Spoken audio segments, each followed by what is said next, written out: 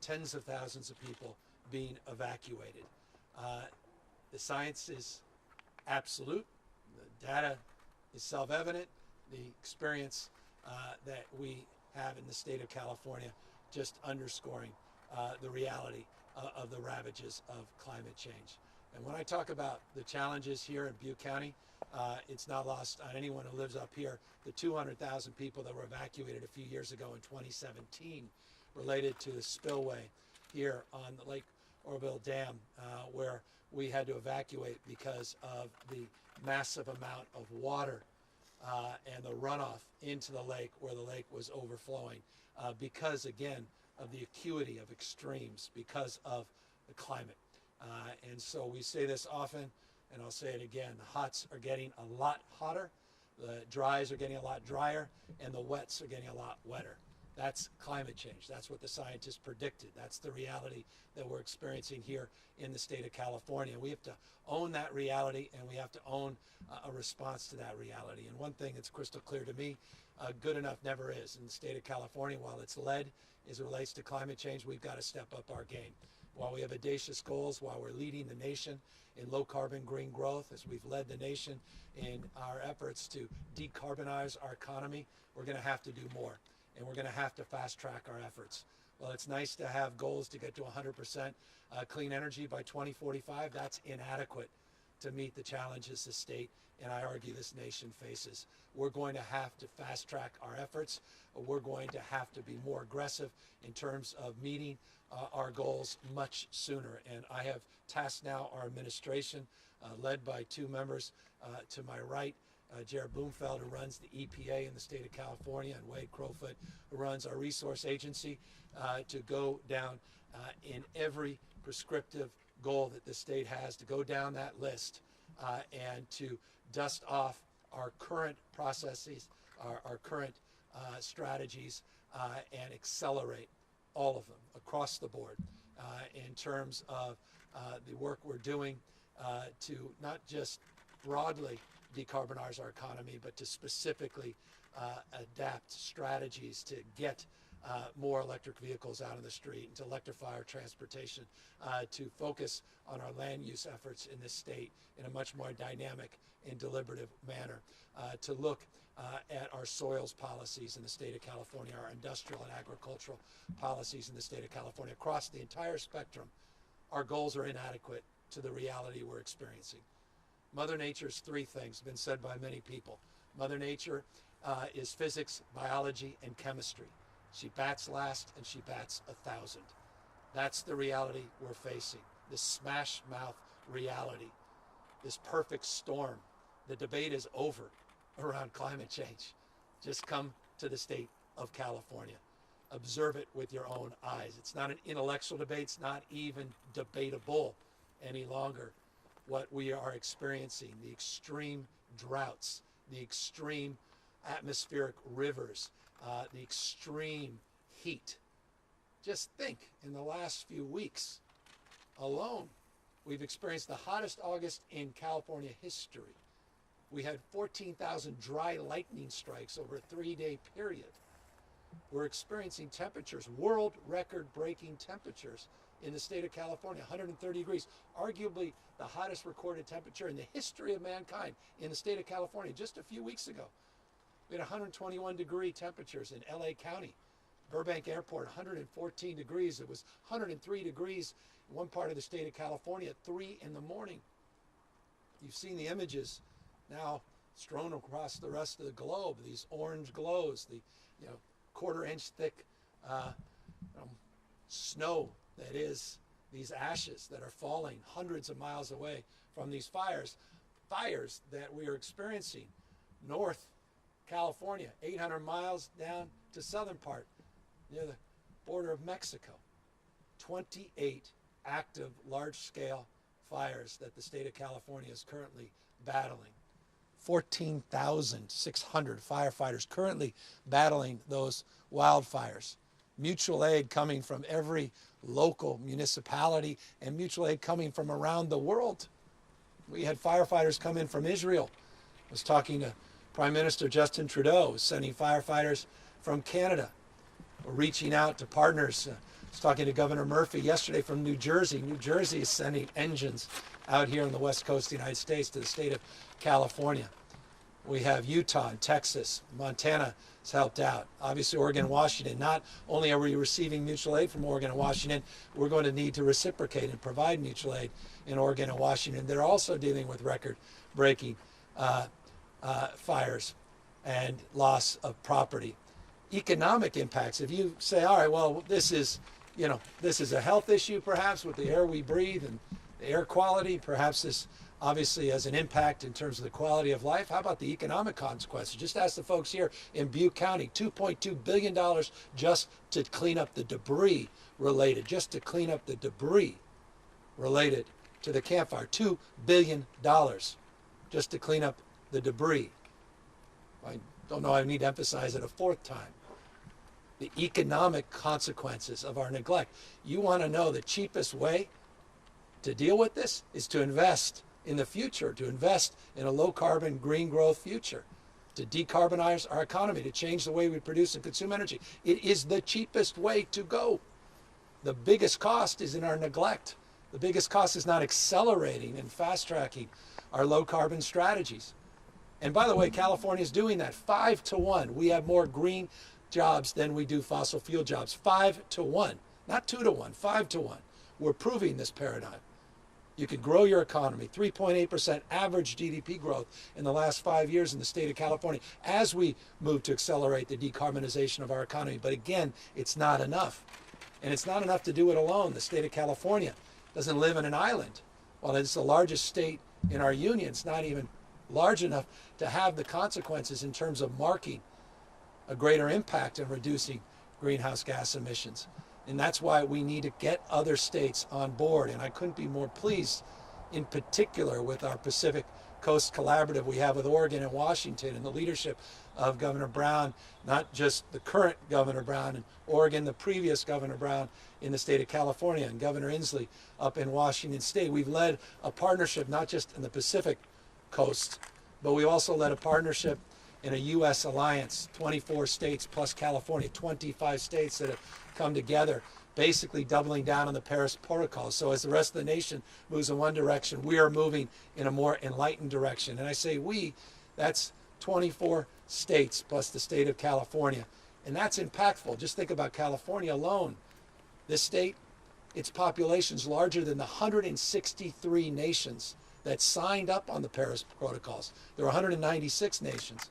California's population alone is larger than 163 nations. So we want to punch above our weight. We want to continue to punch above our weight, but we're going to need more people coming on board. We're involved in dozens and dozens of lawsuits against an administration that doesn't see eye to eye with us on this. And rather than lamenting about it, we'll continue to fight in the courts. We'll continue to win, as we are overwhelmingly, against the rollbacks of the Clean Air Act and the Clean Water Act, and continue to make a case. Not even make a case, just prove what we've been asserting, that these efforts will save taxpayers money, that will lower the cost of consuming energy, that will inure to building more resiliency in our environment and allow us to leave something a little bit better than this to our kids and grandkids.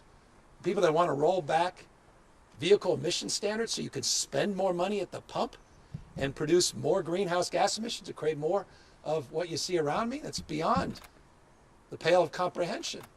We're fighting against that, and we'll prevail as long as more people come to this cause. And so I guess, forgive me, I'm being a little bit long-winded, but I'm a little bit exhausted that we have to continue to debate this issue. This is a climate damn emergency. This is real, and it's happening. This is the perfect storm. It is happening unprecedented ways, year in, year out. And you can exhaust yourself with your ideological BS by saying, well, 100 years ago we should have done this or that. All that may be true. And I'm not going to suggest for a second that the forest management practices in the state of California over a century plus have been ideal. But that's one point, but it's not the point. The reality here is the mega fires that we're experiencing come from these mega droughts that we've experienced. 150 dead trees, million dead trees in our forests in southern Sierras, beetle-infested forest, those mega droughts impacting the mega fires. There's something else going on, not just bad past practices over a century related to forestry. That said, we do recognize we have to do more in terms of prescribed burns. We do have to do more on vegetation management. We do have to do more on our forest management efforts. And by the way, the state of California is doing more than it's ever done in that space. 35 high-profile projects we got done. Would have taken it 10 years based upon previous past practices. We were able to get those things done in 15 months. These fuel breaks that you're seeing, these high-profile fuel breaks, including, by the way, just a stone's throw from here, efforts 5 years in a row to create fuel breaks that have actually saved a lot of property, potentially lives, just in this area. We recognize our responsibility to do more in that space as well. And we're doubling down on that still from what we did last year with a partnership with the federal government, the U.S. Forest Service, where we did a memorandum of understanding so we commit to the next few decades to do more in partnership to double the amount of acreage that we're covering through our forest management efforts. So we do recognize that, but that's not just the issue here in California, Washington, Oregon, and other western states. When you have a heat dome over the entire west coast of the United States, when you have temperatures, record-breaking temperatures, record droughts, then you've got something else at play. And that's exactly what the scientists have been predicting for a half a century. It is here now. California, folks, is America fast forward. What we're experiencing right here is coming to a community all across the United States of America unless we get our act together on climate change, unless we disabuse ourselves of all the BS that's being spewed by a very small group of people that have an ideological reason to advance the cause of a 19th century framework and solution. We're not going back to the 19th century.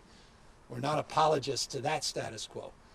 We believe in the fresh air of progress versus the stale air, emphasis, stale air, normalcy. And so that's California. We're going to leap in the future. We're going to accelerate our low carbon green growth strategies. We're going to create more economic opportunity in this space, more resiliency, a sustainable mindset, and we're going to advance this cause in partnership with hundreds and hundreds of subnational and national leaders around the rest of the world. One of the great inheritance I received as the 40th governor of California is the work of the 39th in establishing an MOU under 2 protocol with 200 plus nations and governments, subnational governments around the world. That's leadership. We want to build on that work. The U.S. U.S. Alliance, Climate Alliance, we want to build on that. The Pacific Coast Collaborative, we want to build on that, and we want to build on the framework of our cap and trade program, build on the framework of all of these audacious goals on electric vehicles, all of our audacious goals on waste and diversion, and all our audacious goals as it relates to getting to 100% clean energy. But we've got to fast track all of that if we're going to, I think, be judged well in the future. Because right now, everything we've done has been adequate. Continue to do what you've done, you'll get what you got. And so that's why I'm here a little more animated, you know, explaining this to my 4 kids, my little 4-year-old who's, you know, moved from talking about a novel coronavirus, actual language a 4-year-old uses, to now talking to me about what is going on outside and why you can't play around with a soccer ball outside. That's not the world I want to leave to my kids. It's not the world you want to leave to your kids. This is not a world that anyone should be experiencing, and we don't have to. Our decisions, not conditions, that will determine our fate and future. And so I'm very, very proud of California's leadership in the absence of national leadership, and I recognize our responsibility, again, to accelerate those efforts. So with that, I just want to ask Wade and Jared perhaps to either one of you come up, both of you, maybe amplify some of what I may have said and maybe talk a little bit more about what we've been talking about the last few weeks as we're experiencing this historic fire season.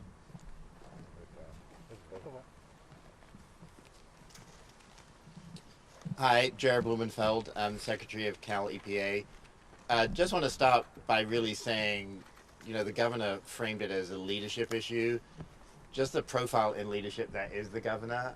I've had the privilege of working with the governor for a long time. When they're difficult issues, you know, if you just imagine the beginning of this administration, I remember the last governor hadn't even left office, and we had the first fires come in. Day upon day upon day upon day, the state has been buffeted by emergencies, and when it comes to making tough decisions, the governor has made them, and they're not always popular decisions, and climate is one of those issues that we all know as Californians is here. I think the scientists told us in reports after reports that it would be coming 20 years from now. 20 years from now, we'd be facing what we're facing right here today in Oroville. And I just wanted to start by saying, be safe, first of all. Like, we have these masks, they've become like the Swiss Army knife. Like, they're good for COVID, but they're really good for the crappy air as well. And make sure we're using them. The N95 is really helpful. On your phone, you can get an app that shows you the air quality. Right here, right now, the air quality index is 508. It's healthy below 50. So really right now is the time to take care of your lungs, especially if you've got kids, folks in your family with asthma, the elderly. This is a time to really make sure that you're not going outside. This is not a time if the air quality is dangerous, and you can get lots of different apps that tell you the air quality from the Air Resources Board and others. Please, please, please, we don't have to be breathing this air. And also make sure the air quality in your home. If you have the opportunity to get an air filter, really I'd advise one. Next thing, the governor, he phoned late at night, both Wade and I, and we work as a big climate team within government, and said, we need to do more and we need to do it faster. And he reiterated, wait, Jared, this really is a climate emergency. We really need to tackle this as if our lives depended on it, because they do. And so that sense of urgency that you hear from the governor, he's pushing on us to make sure we look at every single aspect. And he's right. California is leading the nation when it comes to renewable energy. It is leading the nation when it comes to electric vehicles. It is leading the nation when it comes to building efficiencies. And I actually want to thank everyone for doing their part. The governor called on us 2 weeks ago to prevent blackouts. People around the state, big businesses, small businesses contributed, and even things like using less water and helping for drought actually help save energy as well, because a lot of our energy in the state is moving water around. So literally everything that you've all been doing, appreciate it. We want to make it easier. We want to make it so that it's second nature, so that you're not even thinking about, replacing that light bulb because you replaced it with an LED 15 years ago. So we want to save you money, and that, I think, really is the governor's point. Many of the policies that contribute to climate change are actually hard on your pocketbook. And we're trying to create an economic recovery that's based on a innovation. And, I don't really know anyone in my life that's more of an innovator than the governor. How we use innovation to springboard our economy into the future is really by green jobs, a green economy. So main thing today I'd want to say is be safe. If those numbers are above 50, which most of the state is, please don't go outside. Get one of these N95 masks, because you do have to go outside, and monitor it. And then the governor's asked us month after month to give him proposals that show what we're doing, to activate what we're doing. And Wade and I had the chance of going to a climate conference. Everyone around the world is looking to see what California is doing. And I'm just incredibly grateful that we have a leader like Governor Newsom, who's not only leading California, but leading the world when it comes to climate. Wade? Thanks, Governor, and thanks, Jared. I'd start by locating us and sharing a little bit about where we are right now. We are in the Loafer Creek portion of the Oroville State Recreation Area. And that is a beloved recreational asset in this part of the state. One of 280 state parks in our state. The Oroville State Recreation Area, the undeveloped portion around the lake, burned over about 70% in the last number of days. more broadly across our state park system, 10 of our 21 park units have been impacted by these recent fires, including, of course, Big Basin State Park that the governor toured last week. State parks are a point of pride for Californians, and really one of the crown jewels of an amazing natural ecosystem we have in California. And I think as we talk about the human cost of these impacts, we have to also elevate the natural resource impacts of these fires. Fact is, California has world-renowned nature and world-renowned biodiversity of plants and animals. And when you talk about almost 3.5 million acres of California land, that's over 3.5% of the state burning, major impacts to our environment and certainly our watersheds. We stand in a very important watershed for the state, in the State Water Project. And the fact is these fires damage our watersheds. They also, of course, damage our infrastructure. We know from the energy challenges of the last couple of weeks where fires knocked out transmission lines that climate-driven catastrophic fires threaten the infrastructure that brings us our daily standard of living. On the energy side, but also the water side. We're not far from the Hyatt power plant at the Oroville Reservoir that actually had to relocate operations downstream because of fire threats. So these challenges are real to people and communities, to nature, to our infrastructure. And I think what both Governor and Jared said is absolutely true. We're seeing impacts today that we thought would materialize by mid-century. And that's a really important point because we used to talk about climate adaptation or climate resiliency as sort of a future planning exercise, a little bit of a kind of wonky forecasting effort. The fact is, climate resilience is about protecting our people and our nature now.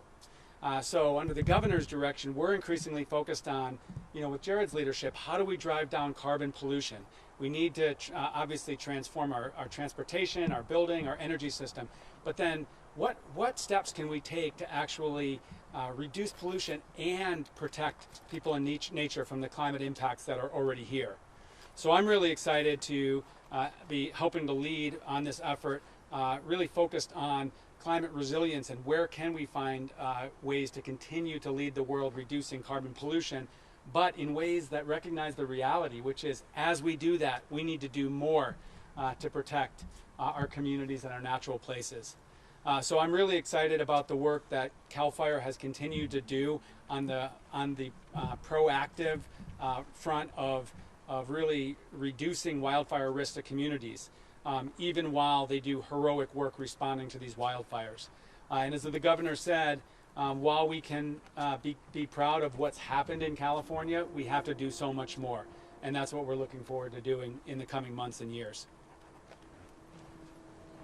Just thank Jared and Wade, and may know both of them have a long history of being environmental champions, and Jared left the Obama administration representing the EPA on the west coast of the United States, and Wade was in the Brown administration, and both have a little history with me when San Francisco was leading this state, in many respects, cities across the country, in terms of some of our efforts to establish new expectations in terms of our low carbon efforts. And so we're bringing a world-class team back, and we've got a lot of work to do. Look, let's talk just briefly, and I'll open it up to questions in a moment. We have now currently have 5 active fires that are 5 of the most destructive fires over the last, in the history of the state. 5 of the 20 most destructive that are currently being suppressed, which is just remarkable when you consider that. We just came out August, the hottest in recorded history. 19 people have lost their lives in these fires.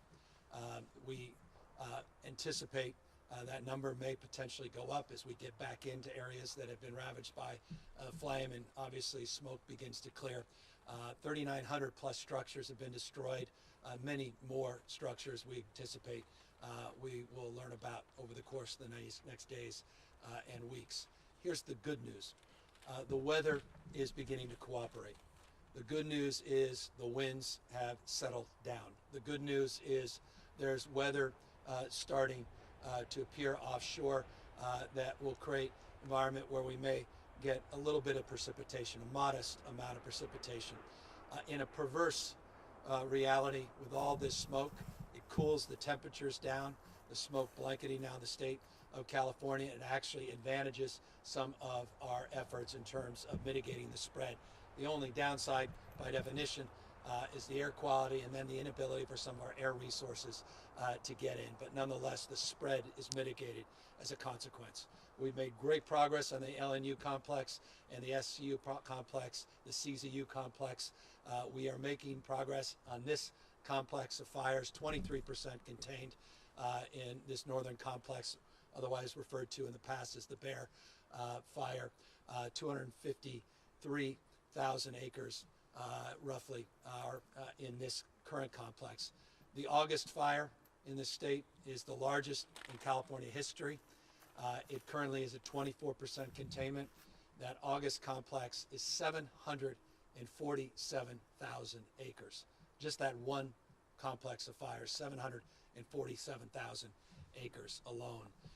Again, something we've never seen in our lifetime. And so want to just again express deep respect, admiration for all of our frontline folks out there doing the hand crew work, doing the work on making sure we're dozing, creating these breaks, not just the suppression efforts of CAL FIRE and all of mutual aid, also local law enforcement, our sheriff, California Highway Patrol, police that have really come to the aid of so many on the evacuations, our health and human service teams working in a COVID protocol environment to help people safely navigate our congregate shelters and provide opportunity to isolate and quarantine in hotel rooms in a way that we haven't done in the past.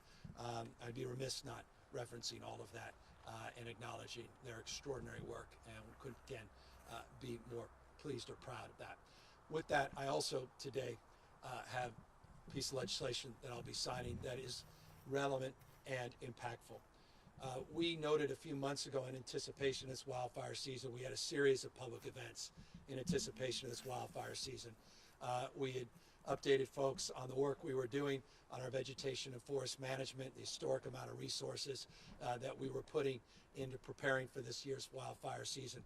But we also marked, because of COVID and because of other circumstances related to reduction in availability of incarcerated personnel that could help provide some supplemental support for CAL FIRE in terms of providing suppression and hand crew help through CDCR, California Department of Corrections and Rehabilitation, that we supplemented our workforce, our seasonal workforce, by 858 people. I announced last week we had hired 830. Today I can state that all 858 firefighters have been hired pursuant to that emergency supplemental that we had appropriated a few months back. But one of the things that we have been working towards for a number of years, going back to the Brown administration, where there were efforts last year where we made progress, but this year where we actually got this done. Eloise Reyes, thank you for your leadership, incredible leadership, stewarding a bill that will help give people opportunity and hope. And those are those prisoners that are out there, thousands of prisoners that are on the front lines, that are near the end of their time in prison, that are getting credits and want the opportunity, because of the training they're receiving, once they're out of the system, to be able to potentially join a workforce of which they've been trained and have actively participated in heroic ways of advancing, meaning their suppression efforts are demonstrable when you see them. This bill that I'm about to sign will give those prisoners hope of actually getting a job in the profession that they've been trained. And I just want to thank everybody in the legislature, the legislative leaders and others that supported this bill. Small number of people didn't feel it was appropriate to give these folks a second chance, and that was unfortunate. But the good news, what's fortunate enough did, and I'm looking forward to signing this piece of legislation here in a moment. And I just want to thank Scott Butnick, so many people I could thank for their advocacy in this space. I want to thank Brian Rice and the California, a lot of the leaders within our Californian unions that recognize this moment and the opportunity to do this in a thoughtful and judicious way. So, and belaboring this, except to say, I brought this piece of legislation appropriately, I thought, here today that will give these future firefighters and emergency personnel a chance by getting them an opportunity to expunge their records, giving them a chance to get a certificate, getting a chance to potentially get a career ladder coming out of prison. So let me sign that and we'll answer any questions.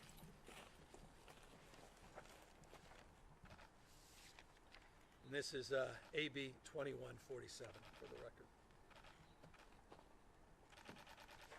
So this is official. And very grateful again to Eloise Reyes for her outstanding work. So that's it in a nutshell. I can do a COVID update if you wish. 3,200 plus new positive cases, down to 3.7% positivity over the 7-day period. We are making progress in that space. We'll update you more over weekend and in our Monday presser. Happy to take questions. Hi, it's Dale Kassler from the Sacramento Bee. When you talk about accelerating the climate change efforts, first of all, was it a mistake for the State Water Board recently to postpone the planned shutdowns of those power plants in Southern California in the name of grid reliability? I mean, that takes us a step back, doesn't it? It was absolutely not a mistake. It was the right thing to do. 3 plants will be extended for 3 additional years. One, the Redondo plant, for 1 year. It was necessary in order to create and provide for reliability. We're simply coming too close in terms of megawatt peak usage and load, and we need to address reliability, particularly moving into the new year, 2021, 2022. So absolutely was the right decision to do. And while you have a small step back, we're going to make giant leaps forward to make that negligible in the context of our total overall strategies. So when you talked about getting to 100% green energy, green grid by 2045, are you talking about a new piece of legislation? What specifically are you going to do to attack some of these issues? Well, I think 2045 is too late. So absolutely, we're looking to fast track all of these efforts across the spectrum, across the board. We've already reached our RPS portfolio goal in 2018 of 34%. Ahead, it was a 33% goal ahead of the 2020 deadline, proving California can move into the future and grow its economy. We accordingly are generating over 50% of all our electricity from non-fossil fuel sources. That includes hydroelectricity and the nuclear that we are generating. That's not part of the RPS, but nonetheless gives you a sense of the totality of California's efforts moving in this space. So we think we're not only up to the challenge, we're more than capable of achieving more audacious goals. And so we're currently in the process of putting together new ideas, new strategies to accelerate our efforts, accelerate the application, implementation of commitments we previously made, and to look at these goals, these stretch goals in 2045, and see if we can pull them closer into the future. Okay, I'll ask some questions from the pool now. This first one is from Keely Webster of the Bond Buyer. Do you know how much grant money you're expecting from FEMA for each of the counties that you've sought assistance for? Is there any concern about the availability of FEMA money now that President Trump has suggested he might take money from FEMA for the CARES 2? Well, we're the beneficiary, the state of California, of over $4 billion that's being redirected from FEMA into our unemployment and PUA system. We are getting those checks out, and we're doing so as quickly as possible, and we're hoping that very shortly Congress, Senate in particular, can get their act together and allow for more certainty moving forward and a new source of funds, and now redirecting from existing FEMA reserves. That said, specific to the question, Pete Gaynor, head of FEMA, was out here in the state, spent 2 days with us touring the wildfire damage throughout the state of California. We have extraordinary partnership with FEMA, not only with Pete, but the regional director, Bob, and others. And so we have all the confidence in the world that we'll continue in the spirit of partnership and collaboration to see the kind of support into the future that we've received in the past. And I also have confidence based upon the totality of these climate-induced emergencies that are not just wildfire related, but also hurricanes in other parts of the country, that Congress will see to it and the President will see to it that appropriate resources are made available to support those in needs. And so, no, I'm not concerned about those dollars running out. Okay, thank you. This is from Carla Marinucci from Politico. President Trump has been silent on California and Western wildfires while he's tweeted on numerous issues and races. He's golfed and attended campaign rallies. His last lament on California's current situation was 3 weeks ago. What's your reaction to his failure to publicly address this latest devastation? Well, I can only speak to the conversations I've had with the President. I spent close to 30 minutes on the phone with the President yesterday specific to the wildfires here in California. We walked through the current status report on the active fires, the larger complexes. We actually specifically talked about Butte County and some of the recovery efforts from the Camp Fire, and he reinforced his commitment to our effort. And we were grateful yesterday to announce two new, we refer to as FMAGs, that were approved by FEMA and the administration. The major disaster declaration that was approved a number of weeks ago that has helped advance our efforts to provide assistance, not just business assistance and county support, but also the prospect now shortly of individual assistance to individuals that have been impacted and evacuated from these fires. So he has been proactive in that sense, and to the extent that he hasn't made public comments, I imagine there'll be more public comments forthcoming based upon the conversation I had with him yesterday. Okay. Thank you. This is from Sherry Mossberg at CNN, and you alluded to the MOU from last month. In the name of safety, what is the state doing to better manage and restore the forest and mitigate wildfire threat, and how does the new memo of understanding with the federal government play into that? It plays directly into that. California last year moved forward to no longer twiddle our thumbs and talk about or lament about the good old days when we were more active in vegetation and forest management. We decided to do something about it. In fact, one of the first actions I took as governor of the state of California, I went up to Placer County on a ridge and talked about the imperative of doing some forest management, some thinning, and some prescribed burns to address a population vulnerability so we didn't experience another campfire. We were able to commit to 35 high-profile projects impacting and advancing our efforts to protect some 200 vulnerable communities in the state of California. A few months back, we announced the completion of all 35 of those high-profile projects. We stated a few months ago that there were a number of those projects that were not due to be completed for over a decade. We were able to get them done a little over 1 year. We are committed to doubling down on those efforts, and that is exactly the spirit of the partnership that we advanced this memorandum of understanding with the U.S. Forest Service, to basically double the commitment in terms of annual number of acreage that are managed more efficiently and effectively in partnership with the state of California. The goal is to get to 1 million acres a year. We recognize that's not a stretch goal. That is the first goal of what we hope are subsequent announcements to go even farther and to do even more, because we recognize we're going to have to do more. But it was a significant milestone, a significant step forward, because the U.S. Forest Service and the state of California had not entered into any similarly placed commitments in the past. And so it's a positive development. It's a good sign. It comes with real resources from the federal government, and it forces us to step up our efforts as the federal government does the same. And so it's, again, one of, we hope, many announcements that we'll be making over the course of the next number of months, and we certainly hope over the next few years. I mean, is there money committed in that MOU, or is it just sort of a pledge, this is what we want to do? Now, there's resources committed by the federal government that come from a recent bill that the President of the United States signed going back, a couple of weeks ago. And that bill comes, what the name of it? Great Outdoors Act? Yeah, the Great Outdoors Act. So substantive, it goes from the provisions of the Great Outdoors Act. This memorandum of understanding will allow us actual resources. So it's more than just a piece of paper. It's not just symbolic, it's substantive. And it's also substantive in a different way, that it allows us to really prioritize together the most impactful projects, where we're not just doing things in parallel track, we're now doing things with real partnership and greater sense of urgency and intentionality. Okay, thank you. This is I'll throw in a coronavirus question. This is from Mackenzie Mays at Politico.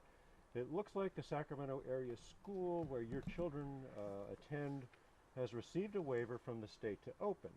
Do you plan to send your children back to the campus when they reopen, or are they going to continue with distance learning? Well, I'll let you know after I process that with my wife. I know better to answer that question without caucusing with the leadership in the House. Okay, fair enough. Sorry, bear with me a second here as we.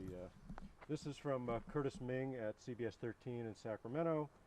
When the power's cut, so is the normal lines of communication. People in a fire's path may not have access to phones, TV, or internet.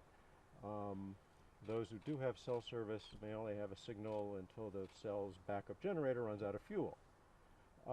As these fires become more common, what are you doing to make sure those in remote communities have access to critical communication when they need it most? I'd refer the questioner to the work that the California Public Utilities Commission did last year, the work that we did collectively, the state legislature, myself, to work with all three of the largest investor-owned utilities in the state of California, not least of which PG&E, with new processes, new protocols, new expectations to make sure that we are being much more responsive to the needs of vulnerable communities, particularly rural and remote parts of this state, as it relates to any de-energization, what is referred to as PSPS. Those protocols have been changed, they have been advanced, they're more targeted, they're more limited, and they come with resources that not only the IOUs are responsible for, but the resources we put up in the state of California to create new resource centers, cooling centers, to provide for backup generation, to provide for support for vulnerable communities, to provide for resources to address precisely the concerns that were raised in that question. Also would note we continue to work with the largest telecommunication firms in this state to require new backup generation as it relates to their poles, to their SMS systems, to their telecommunication network. And we'll continue to do more in that space. We made a little progress. We have more work to do in that space. I want to just compliment the extent it's important. Senator McGuire and others, Jim Wood, that have been very active in this space, supporting northern communities here in the state of California, and really trying to hold everybody, private, public sector, accountable for delivering on all of the above. Were you satisfied with how PG&E handled the PSPS from the other night? I'm getting an after-action report, so I'll be able to more substantively answer that question with more nuance and specific information. Broad strokes, the impacts of the PSPS were more modest in terms of length and more modest in terms of scope than likely they would have been a year ago, pursuant to the new rules and regulations, the 72-hour notification, et cetera, that was put into place based upon the new rules that we established legislatively, executively, and through the California Public Utilities Commission. So at first look, I was more satisfied, but I cannot claim to be firmly satisfied until I get the details which are forthcoming and will provide it to me very shortly. Another question from me. In regard to all that you've done in the last 2 years, I believe the legislature has appropriated something like $500 million for more equipment, more personnel for CAL FIRE, and yet the theme of the last few weeks we keep hearing is we're stretched too thin. We don't have enough. We're hoping, we hope they send the cavalry from Montana or whatever. Yeah. Has the state just simply not done enough? No, look, you have 14,000 lightning strikes between August 15th and August 18th.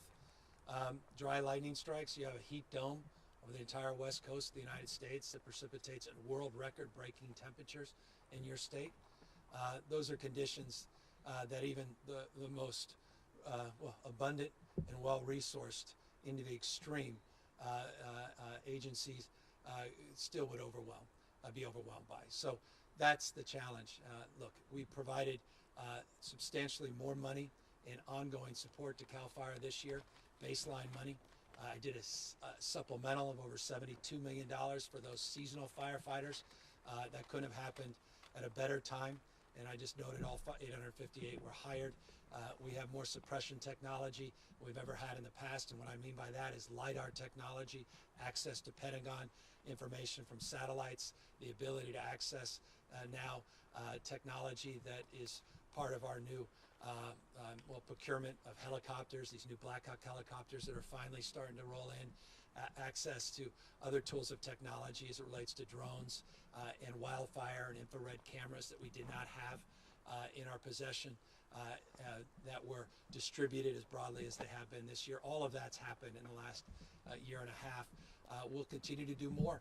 We'll continue to provide more resources, more personnel, more predictive technology. We have an incredible partnership on wildfire monitoring and wildfire prediction technology based upon weather that allows us to prevent the spread of fires based upon the pre-distribution and pre-deployment personnel. It's technology that we didn't have a year ago that we have today that also will help with our firefighter suppression. So a lot of progress, just simply not enough, and that's why we're here talking in the terms we should around a climate emergency, a climate crisis that needs to enliven all of us in this nation, where this nation has a responsibility to lead the world and to address. And I'm told this is the last question. It's from Lorraine Decter, I hope I'm pronouncing that correctly, from Action News Now in Chico, Redding. What other plans do you have in Butte County today? Any other meetings or actions taking place? Yeah, we'll be touring around.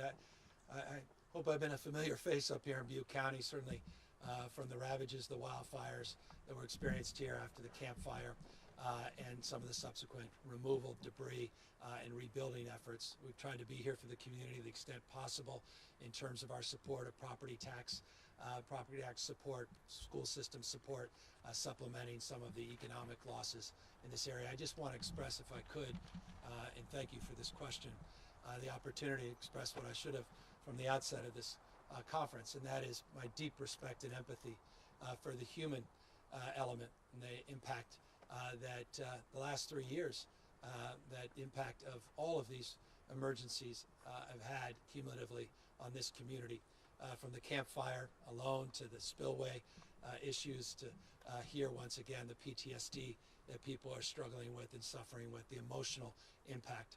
I won't ever forget going to the first day of school up here in Paradise, the community surrounding Paradise, where the teacher told me on that first day of school that the kids had seen some fog outside their windows, and literally a number of the kids broke down emotional because they thought the fog represented the smoke related to the aftermath of the Paradise Fire.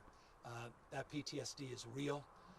That impact on children in particular is overwhelming, and so my respect, my empathy for everybody suffering, this community in particular, and that's one of the reasons specifically I wanted to come back up here today to lay claim to an appreciation, but also a responsibility to be supportive, not throughout this current crisis, but to be here, as I said 2 years ago, a year ago, and I'll say it again, for the long haul, to make sure we're here as part of the recovery and making sure we're here part of building a more resilient community and doing more to prevent these fires in the future. And so with that, let me just again express my gratitude to all of those leaders, not only here in the Butte community, but the surrounding communities throughout the state of California addressing these historic wildfires. I expect real progress in the next number of days.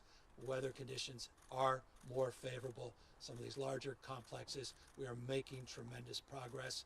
I expect as well some of the air quality to begin to improve in the next number of days, measurably improve in the next number of days.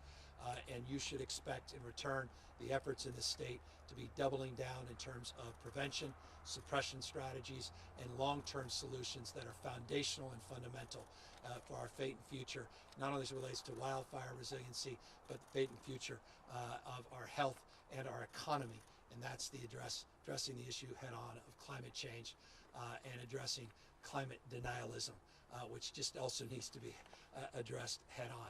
And I'll close with one final statement.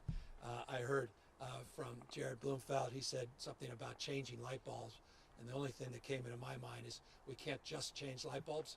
We also need to change leadership. And I don't mean that just as a knock. Don't just assume I'm just taking a cheap shot from a top-down federal prism. I mean that across the spectrum.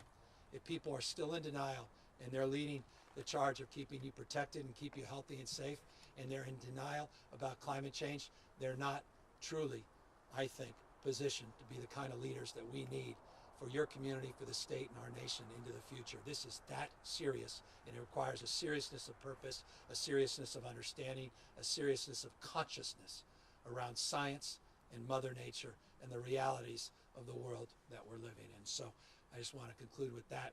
And again, thank everybody for being here.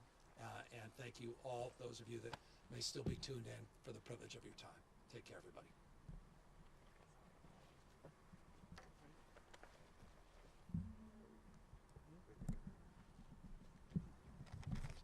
Thank you. Are you specifically going to go to Berry Creek? And we're figuring out exactly where, but yeah, I'm trying to get there. Mark really wants me to get there. Okay. My tour guide. Awesome. Thank you. Thank you. Thank you, guys.